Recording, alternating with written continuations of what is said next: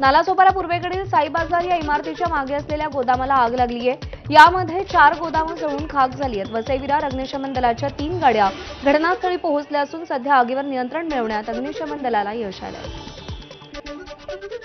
विरार येथील जकात नाका परिसरात काल रात्री 10:30 वाजता एका 4 चाकी वाहनाला अचानक आग लागली। सुदैवानं गाडीमध्ये त्यावेळी कोणीही प्रवासी नव्हता। विरार अग्निशमन दलाच्या जवानांनी घटनास्थळी धाव घेऊन आग नियंत्रणात आणली। या आगीत गाडीचं मात्र मोठं नुकसान झालंय।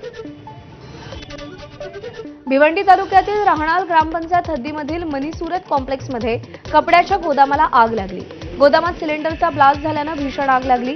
रात्री लक्ष्मीपूजन केल्यानंतर ब्लास्ट झाल्याची माहिती आहे। या घटनेमध्ये एक कामगार जखमी झाला असून उपचारासाठी खासगी रुग्णालयात दाखल करण्यात आलाय। आगीवर नियंत्रण मिळवण्यासाठी भिवंडी अग्निशमन दलाच्या 3 गाड्या दाखल झाल्या। आगीवर नियंत्रण मिळवण्यासाठी शर्थीचे प्रयत्न सुरू आहेत।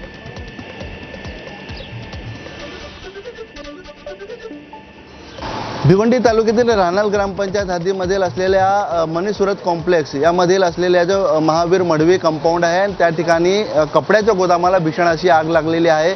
एक मोठा ब्लास्ट या ठिकाणी झालेला होता आणि त्यानंतर ही आग जी आहे ती मोठ्या प्रमाणात पसरली। सिलेंडरचा ब्लास्ट होता आणि त्यानंतर ही संपूर्ण जो गोदाम आहे कपड्याचा तो पूर्ण आगीच्या भक्षस्थानी पडलेला होता।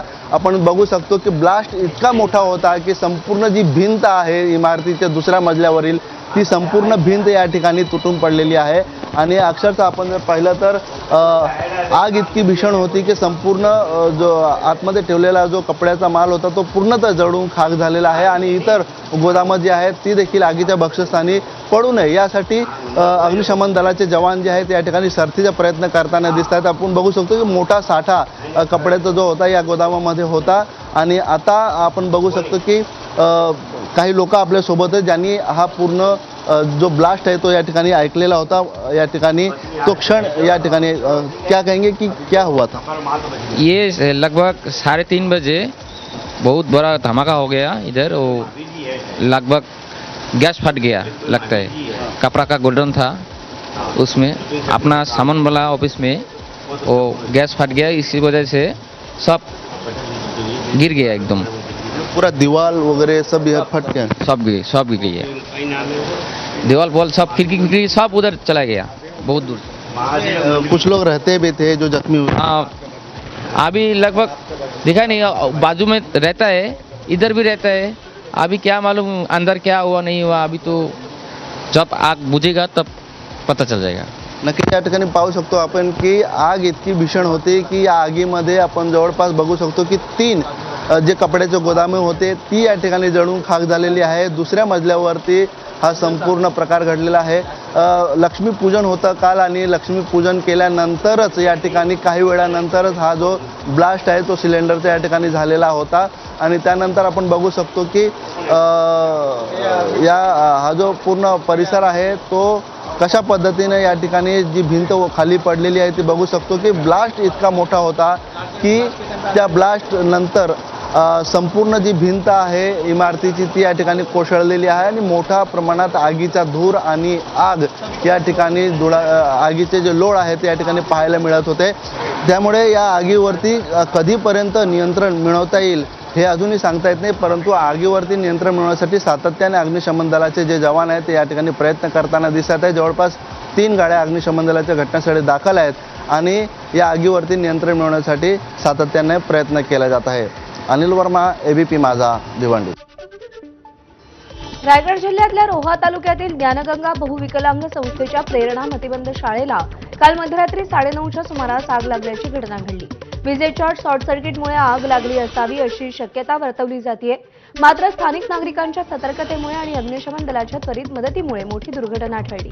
दरम्यान घटनेची माहिती मिळताच माजी आमदार अनिकेत तटकरे यांनी घटनास्थळी जाऊन पाहणी केली।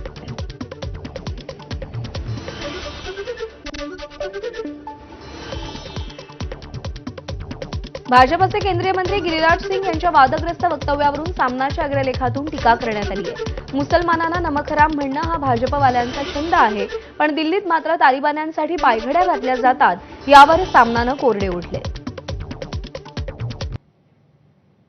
काय लिहिलंय सामनाच्या अग्रलेखात आपण पाहूया। संरक्षण खात्यातील गुपित पाकिस्तान म्हणजे शत्रू राष्ट्राला पुरवणारे लोक संरक्षण खात्यात कार्यरत होते। त्यांना अटक झाली व त्यांचा संघाशी संबंध उघड झाला. या सगळ्याचं समर्थन गिरिराज सारखे लोक करतात व अशा नमक हरामांच्या पाठीशी उभे राहतात. मुसलमानांना नमक हराम म्हणणं हा भाजपवाल्यांचा छंद आहे. पण ज्यांच्या विरोधात दहशतवादी म्हणून हंबरडा फोडला त्या अफगाण तालिबान्यांसाठी दिल्लीत पायघड्या घातल्या जातात.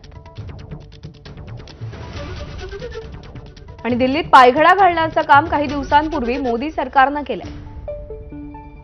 तालिबान्यांना बळ देणारे भारतातील मुसलमानांना नमक हराम म्हणतात. छान, दुसरं काय.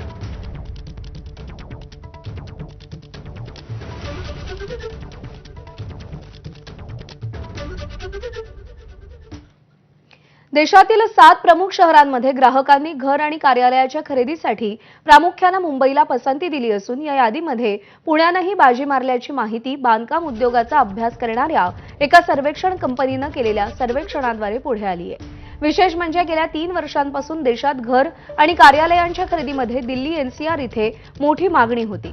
मात्र यंदाच्या वर्षी हा ट्रेंड बदलत असल्याचं या सर्वेक्षणातून दिसून आलंय. या वर्षामध्ये मुंबईत जानेवारी ते सप्टेंबर या 9 महिन्यांच्या कालावधीत मालमत्ता विक्रीनं 1,11,000चा टप्पा ओलांडला. या कालावधीत झालेल्या मालमत्ता विक्रीद्वारे राज्य सरकारला 10,094 कोटी रुपयांचा महसूल प्राप्त झाला.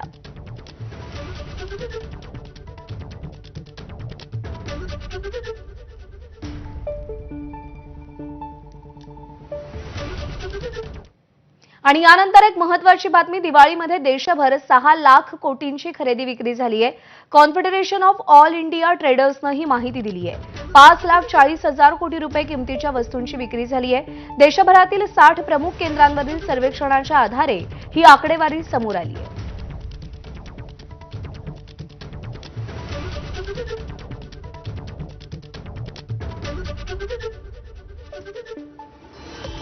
दिवाळीला गावी जाणाऱ्या प्रवाशांसाठी सगळ्या मार्गावरती विशेष रेल्वेगाड्या सोडण्यात आलेल्या आहेत.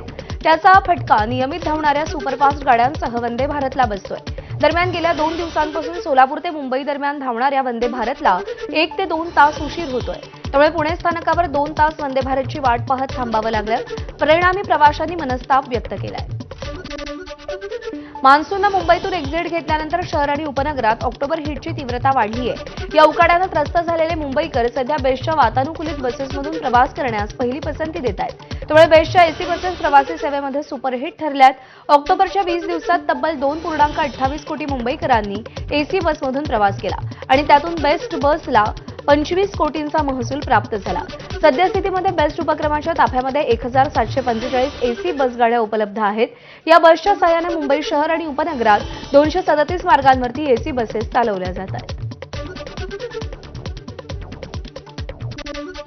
दिल्ली एनसीआरमध्ये प्रदूषणाची पातळी सातत्यानं कमी होतीये, ज्यामुळे श्वास घेणं प्रदूषणाची पातळी सातत्यानं वाढतीये आणि त्यामुळे श्वास घेणं कठीण होत आहे. दिल्लीतील हवेचा दर्जा निर्देशांक 300च्या आसपास आहे, तर दिल्लीतील आनंद विहारमधील हवेचा दर्जा निर्देशांक हा 350 वर पोहोचलाय. दिल्ली सरकारच्या मते दिल्लीतील प्रदूषण वाढण्यामागचं कारण शेजारील राज्यांमध्ये पेंढा जाळण्याची जी कामं आहेत त्यामुळे होत आहे आणि त्यामुळे दिल्लीतील प्रदूषण पातळी गंभीर श्रेणीत आहे, असं दिल्ली सरकारनं म्हटलंय.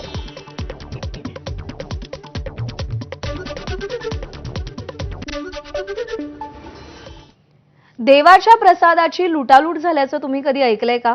पण गुजरातमधल्या डाकोर शहरात अशी शेकडो वर्षांची परंपरा आहे. श्री रणछोडरायजी महाराजांच्या नावानं 3,000 किलोंचा प्रसाद केला जातो आणि पूजा झाल्यानंतर त्याची अक्षरशः लूट केली जाते. मंदिर प्रशासनाकडून आजूबाजूच्या 80हून अधिक गावांना या प्रसाद लुटीच्या कार्यक्रमात भाग घेण्याचं निमंत्रण सुद्धा पाठवलं जातं. एवढी गर्दी होणार म्हटल्यावर पोलिसांना तैनात करणंही आलंच. दिवाळीमध्ये लक्ष्मीपूजनाच्या दरवर्षी हा प्रसाद लुटला जातो.